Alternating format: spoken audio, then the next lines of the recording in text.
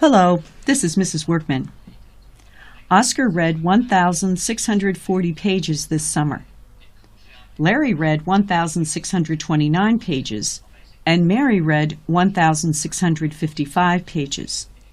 Order the number of pages read from greatest to least.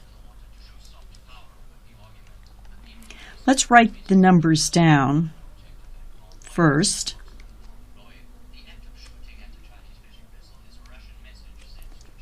And let's line up the place value positions. So here's the 1,640 that Oscar read. Here's the 1,629 that Larry read.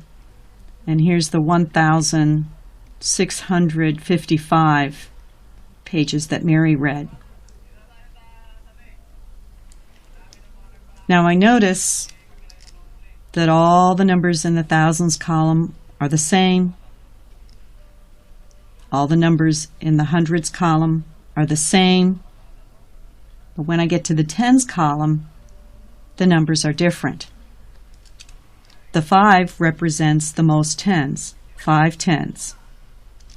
So the 1,655 would be the greatest of the three numbers.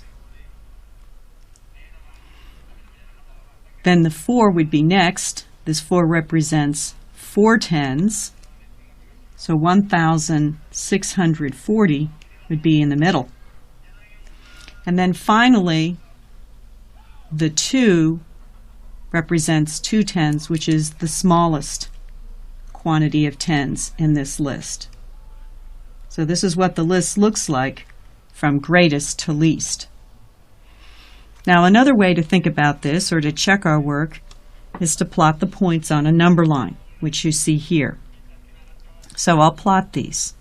1,640 is right here. 1,629 is going to be between these, and it's going to be very close to 1,630 right there. And 1,655 is going to be right in the middle, right here. So let me go back. This was the 1,629. This was the 1,640. And this was the 1,655.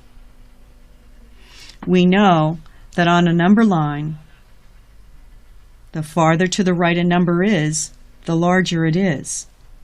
So 1,655 would be the largest number because it's the farthest to the right, and it would be followed then by 1,640, and then the smallest number would be 1,629.